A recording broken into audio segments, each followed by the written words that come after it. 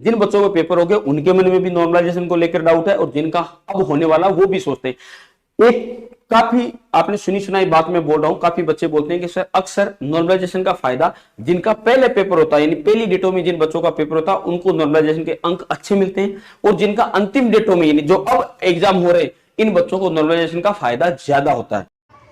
Hello नमस्कार दोस्तों, job जरूरी चैनल में आपका स्वागत है। जैसा कि आप देख रहे हैं वीडियो में दोस्तों की नॉर्मलाइजेशन को लेके बहुत बड़ी अपडेट्स यहाँ पे आ रही है। तो क्या क्या नॉर्मलाइजेशन रहने वाला है, कितने बच्चों का अभी एग्ज़ाम हुआ है, कितने बच्चे भी रह रहे हैं, उन पे क्या फ़र्क पड़ने वाला, तो वो सारी बातें इस वीडियो के माध्यम से मैं आपको दिखाना चाहता हूँ, क्योंकि बहुत ही सटीक जानकारी कमांडो अकेडमी के सर हैं ये देते हैं। तो एक बार वीडियो को अंत तक देखिएगा, आपका डाउट क्लियर हो जाएगा। चलिए मिलते हैं।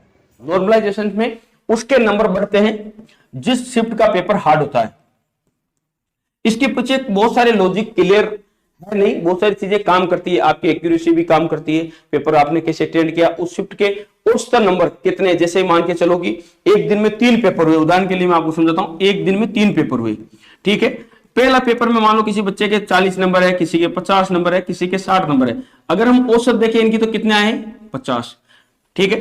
सेम दूसरे पेपर में उतने ही बच्चों के मान लो सेकंड शिफ्ट में पेपर हुआ, एक बच्चे के 50 नंबर है, दूसरे के 60 नंबर है, तीसरे के 70 नंबर है, तो औसत कितना हो गया, 60 हो गया। तो इसका मतलब क्या जाहिर हो रहा है कि इससे ये पेपर क्या है, आसान है, ठीक है। तो इसलिए इसको मेंटेन करने के लिए इसमें कुछ अंकों की क्या होगी, बढ़ोतरी कर दी जाएगी। लेकिन हाँ ये भी नहीं कि इनको 10 अंक बराबर इनके 60 कर दिया जाएगा, ऐसा भी नहीं।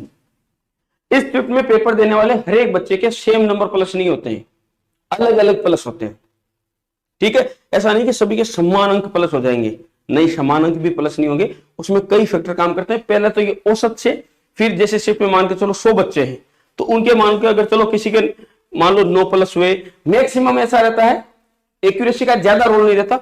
जैसे मान के चलो किसी बच्चे के पहले 45 थे, अब उसके प्लस 9 हो गए, तो उसके कितने हो गए, अब मान के चलो 54 हो गए। किसी के पहले 50 थे, उसके प्लस 9 हुए, तो उसके कितने हो गए, 59 हो गए। एक बच्चों के डाउट हो रहा है कि सर सभी के नंबर बढ़ेंगे, नहीं, ध्यान रखना पिछली बार से सीडी में, दिल्ली पुलिस में, सब में कई बच्चे ऐसे मान के चलो 50% बच्चे ऐसे होते हैं जिनके 1 से 2 नंबर बढ़ता है, 30% ऐसे बच्चे होते हैं जिनके 3 से 4 या 5 नंबर बढ़ते हैं, और 20% ऐसे बच्चे होते हैं जिनके 7 से प्लस अंक बढ़ते हैं।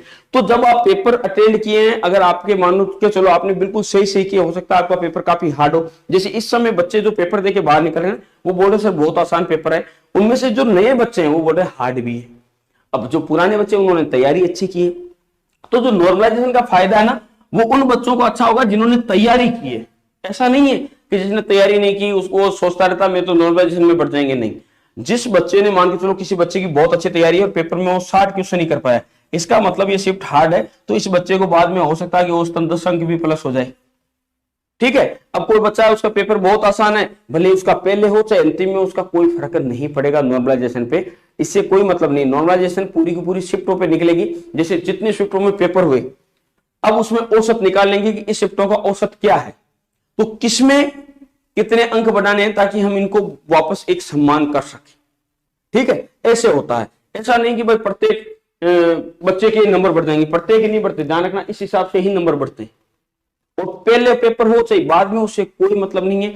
मान के चलो किसी का 7 तारीख को 7 मार्च को पेपर है और वो पेपर बहुत हार्ड आ जाता है तो उनके अंक बढ़ेंगे, और अगर वो पेपर बहुत आसान आ जाता है बाकी शिफ्टों के बजाय, औसत अंक उसमें बढ़ जाता है सारे बच्चों को। मान के चलो कि पहले पेपर में 100 बच्चे ने पेपर दिया, उनके औसत 50 था, बाद में 100 बच्चों ने दिया, उनका औसत 60 था, बाद में 100 दिया, उनका औसत मान लो 35 था। तो कहने का मतलब बच्चे वो 100 लेते हैं और इसमें 35 ही औसत अंक आया, इसका मतलब क्या है, ये पेपर हार्ड है। तो क्या करेंगे, इन तीनों का करके एक औसत निकाल लेंगे, 50, 60 और 35 का, फिर जो औसत अंक आएंगे उतना इसको बढ़ाने की कोशिश करेंगे।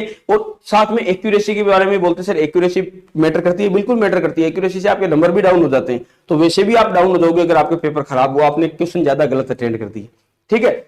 यह है नॉर्मलाइजेशन का पूरा फंडा, समझ में आ गया होगा आपको। इस प्रकार से पूरे के पूरे अंक बढ़ते हैं, ठीक है भाई। जय हिंद, जय भारत।